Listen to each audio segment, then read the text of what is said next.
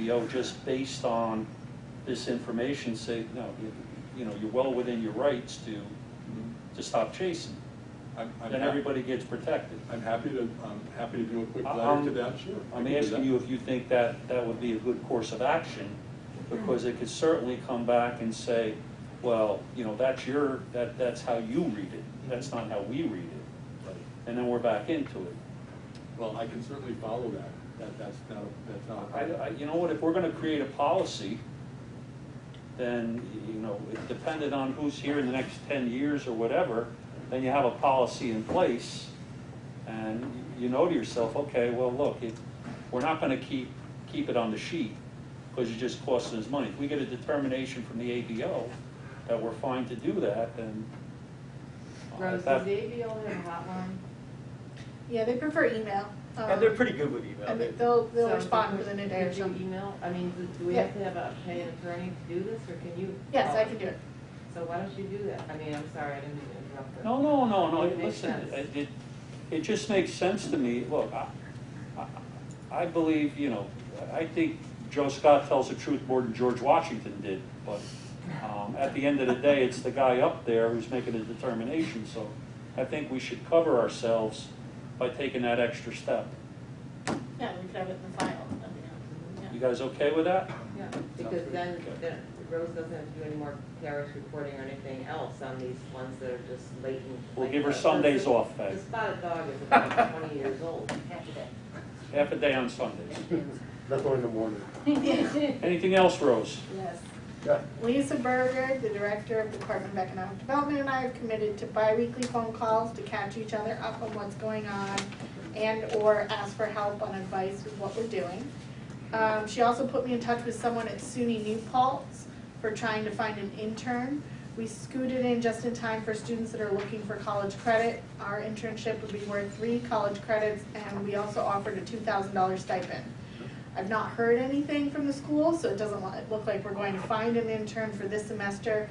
And I would imagine that it's likely due to COVID, as we need the intern physically in our office to help with cataloging and digitizing Rose, our how many files. hours a week is it? For the college credit, it was 10 to 15 hours a week. 10 to 15. Good job, Rose. And then, as Jimmy said, I've had several phone calls with potential projects over the last month. And it's just, I just find it kind of interesting because although it's kind of a strange time for the country, it seems like Ulster County is attracting a lot of people from the city. And I'm hopeful that we're gonna have a lot of solid businesses that'll make a really positive impact on the economy here in our county. And then the last thing that I had was we need to set a sunset date for the grant applications and for submission of receipts. At the audit committee meeting, we discussed ending the program at our November or December board meeting. And maybe we can set, like, the application deadline will be November, and then the receipt submission deadline will be for December. And then as of right now, we would be able to bring the program back if there was a real need until December of 2021. But I just think it's using a lot of staff time, as we've discussed, and it's already been open for, what, 3 months so far now? So it makes sense to put a sunset date on it. So you want a hard date on closing off applications and action? Yeah, does that sound okay to? Yeah. So my thought would have been if we're gonna move the board meeting, that the hard date would be 1 week, November would be about November 10th for the applications, because I have to have them in time for the board meeting on the 18th. So the hard date for the applications would be November 10th. The hard date for the receipt submission could even be like December 31st or something, because some of these people were approved based on proposals as opposed to actually buying the receipts, they're buying the products. And this is a recommendation from audit. Could we, I mean, what's the downside to waiting till the end of the year to see? I just dragging out the staff time, that's all. I was just hoping to get it We have wrapped wiggle up. room there, we can, you know. we Could- can could always go use a later. year. It's slowed down, right? Yeah. So why don't you make it to the end of November? then It's slowed down, but it's still a lot. There seems to be a feeling out there that there might come back hell and brimstone here in November. So maybe wait till the December board Let's wait. meeting? Look, we have the ability to reopen, we're not putting it to death, but it's Right. good to have some sort of timeline, benchmark, whatever, so. Could extend it too at that point, right? Or modified, I mean, it looks like you're not Please, gonna. let's make sure that we put out public COVID's not let me over just for us put to out some say, public it's notification not. just as leave to it the, be. oh, I'm sorry, go ahead. No, COVID's not over, No. okay? For us to go out and say that we have a deadline Right. to get, let's just leave it. Just for It's suddenly notifications slowed down its from the purpose, initial. let's make sure we put something out Right, it's just, we've had through the people media asking. that this is where we're at, you know, currently the program. Maybe I don't want for this anyone to get period, caught this is short. deadline. Right, that's what I was thinking. For We this could always period. extend it again, but Exactly. people are asking, when do I have to buy this Yeah. stuff? Now that I've been approved, so I mean, you have But to they put haven't some bought kind of this date. stuff. This is kind of like, I mean, First, you have to this buy is, it they first. should have been doing these things, so I agree with Rose, there's gotta be a time where we say to people, like, you know, we've given you time. So I think we need to kind of put some kind of something in the ground. Yeah. Can we maybe just say that? How about we we're say gonna- tentative, Yeah. I And then we'll don't agree with reassess. the too. unless there's a change, okay? Frame on this. But please, let's get notification out to But they the haven't public, done- let's get it in, How about a preliminary? whatever venues we They might use. wanna restock again though. Rose, what else? That's it for me. So what's the tentative? Tentative date is December 31st. Okay, so the applications would then still be seen for the January board meeting? Yeah, December 31st is here. Okay, That's a good date. Make it if we could, make it an encouraging announcement that we still have money left, we have $200,000 yeah, left. yeah, we would love to. And we want more applications. It may take staff time, but that's But no computers. what we, that's what we No want. laptops. Okay, thank you for your report. Any other questions for Rose? Thank you. Board? No? Thank you. That moves us on to committee reports, audit, Dr. D. Thank you, Mr. Chair. So the audit committee met on August 24th. We went through a variety of things, a few updates for the board. Our quarterly financial review, let me go back to this, I'm sorry. So we reviewed that, nothing to report there. The monthly financial reports for the board. We reviewed the agency's accounts receivable. We agreed to send statements to projects that have outstanding annual fees that are due August 31st. Statements were also mailed to projects that had not paid their late reporting fee. The committee agreed also that the accounts receivable report should be included in the financial reports to the full board on a quarterly basis. We thought that would be helpful for the board. We reviewed the RFP for independent auditor, since we need to do that. We reviewed the draft, and we also wanted to make a slight amendment to allow submission of electronic proposals. Our old policy said it had to be in paper, so we want to make that change. And we'll send that to council for legal review if it has not already been done. We also reviewed the list of firms that were sent the RFP in 2017, and what we would like to do is send the RFP to those firms listed, as well as putting an ad in the paper. Again, checking with council to, in regard to any specific process of sending out the RFP that we need to be aware of.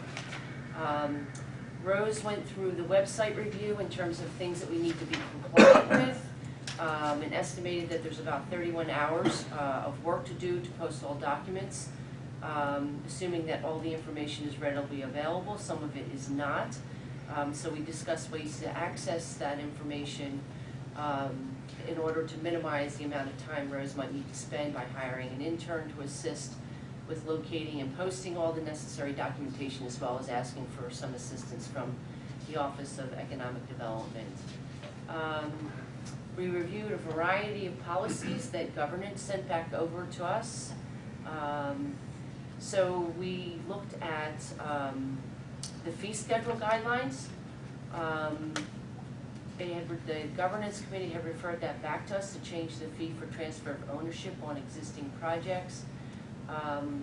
And we talked about proposing a change of 0.5 to 1% depending on the project itself, and given the details of the contract. We discussed creating a matrix that will outline the year's pilot remaining, and we are going to, we would like to draft changes and present that to the full board for consideration. We were asked to do that. Excellent. We looked at the policy respecting uniform criteria for the evaluation of projects. We reviewed the current policy, discussed adding a section for the prevailing wage because of a bill that goes into effect in June 2021. The law has not been finalized, so we will be contacting the state comptroller's office for further clarification, but we're anticipating that. And the thing that I would like to bring for the board for resolution is we talked about the travel and discretionary funds policy, and the board had discussed being able to have Rose, minimize out-of-pocket directly, and the committee agreed to approve a credit card for Rose with a limit of $5,000. And so there is a resolution here for the board today, page 13, and it would be a resolution looking to approve and amend the travel and discretionary fund policy.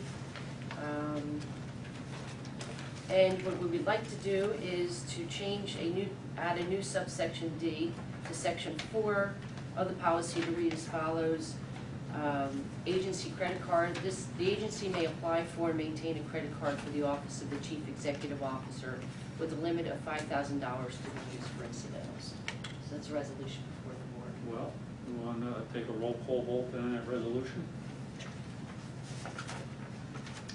James Mount. Yes. Faye Storms, Yes. Diane Einen, Yes. Michael Ham, Yes. Orlando Reese. Yes. Daniel Sabona. Yes. And Richard Jones. I'll second the resolution, and I'll, yes. Great, It thank you. Not 5,001, Rose, 5,000. And the last item from audit is the construction labor monitoring report we received from Brill for August. Innis is 90% compliant this month, and overall, right now it's 73%, slightly less than the 75, but they're directionally correct. They're trending in the right direction. So that's our report on. That was an excellent report with a lot of work put into it. Yes. Any questions for our chair with audit? No? Thank you very much. I make a motion that we accept the report as presented. I'll second. All those in favor? Aye. Opposed? Carried. Thank you. That brings us finance. Finance, we're having a meeting Wednesday, September 30th at 9 a.m. And that's when I'll be able to report following the meeting. Thank you. I appreciate that. A lot of work. Brings us to governance. Chair? Governance, as of our last committee meeting was on August 4th of 2020. We're looking to schedule another meeting the first week of October. I'll get with Rose, okay? And we'll get a date together.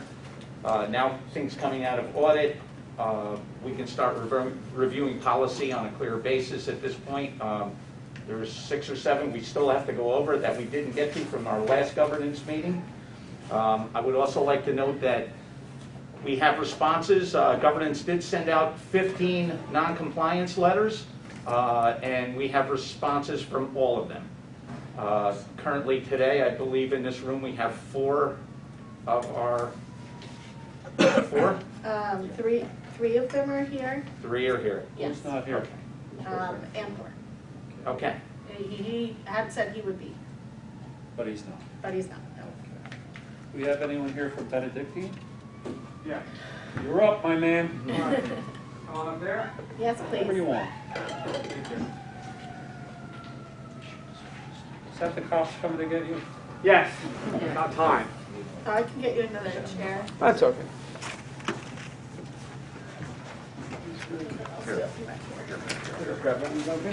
In a moment. Sure, not a problem.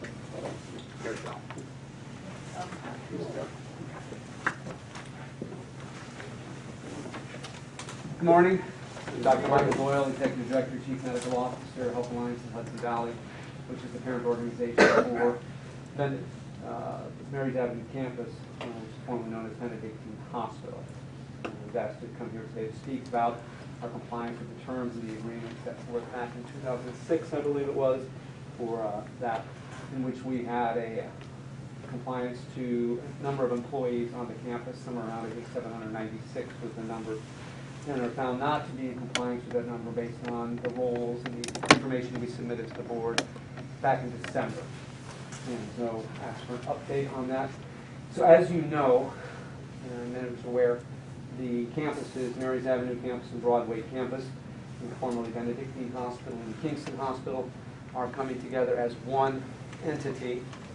We had the certificate of need approved by New York State last year for the formation of that 175-bed hospital that will open in approximately less than 2 years now at this point. About 18 months. About 18 months, we should finish completion of the construction that was funded by a grant from New York State in the amount of $88 million, $74 million of that actually went to, and is going to that construction project.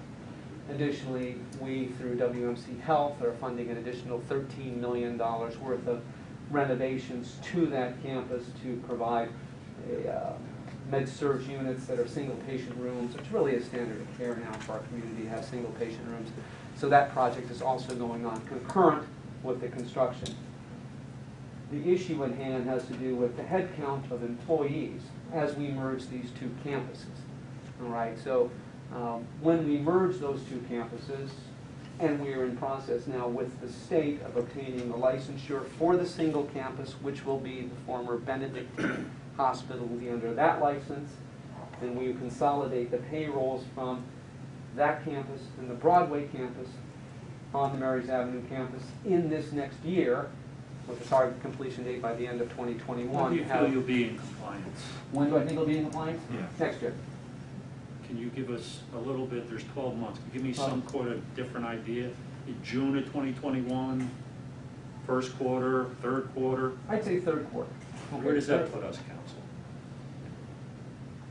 As far as, with the merging of two groups and, you know, initially there'll always be a loss of employees, but they're a brand-new entity now.